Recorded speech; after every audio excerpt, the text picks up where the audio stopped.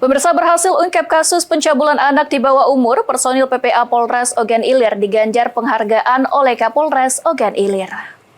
Inspektur upacara memasuki lapor upacara pemberian penghargaan kepada personil Polres Ogan Ilir yang berprestasi. Ungkap kasus pencabulan anak di bawah umur, personil Unit Perlindungan Perempuan dan Anak atau PPA Satreskrim Polres Ogan Ilir diberikan penghargaan.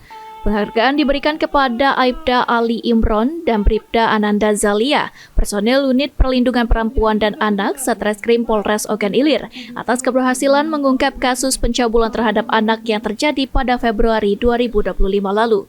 Selain itu, penghargaan juga diberikan kepada Kapolsek Tanjung Batu Ibtu Syafarudin Akso beserta jajaran atas inovasi dan terobosan positif berupa pembangunan gedung ikonik SPKT dan pendirian TK TPA Al-Aqsa di lingkungan Polsek Tanjung Batu. Terakhir, penghargaan Aibtu Devi Chandra selaku PSK Subsi Penmas Humas Polres Ogan Ilir atas prestasinya membawa Polres Ogan Ilir meraih peringkat pertama di jajaran Polda Sumatera Selatan.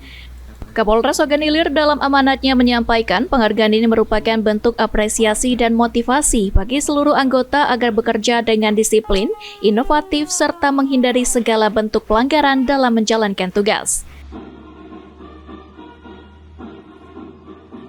Tanjung Batu atas prestasi inovasi dalam mendirikan gedung ikonik pelayanan SPKT dan mendirikan program pendidikan Al-Quran TK TPA Al-Aqsa Polsek Tanjung Batu. Ini juga saya ucapkan terima kasih atas dedikasinya, inovasinya, kami berikan apresiasi yang setinggi-tingginya atas kemauan untuk berinovasi, melakukan kegiatan yang sebetulnya ini di luar dari tupoksi kita, tapi ini bisa dilaksanakan. Ahmad Romawi, PAL TV.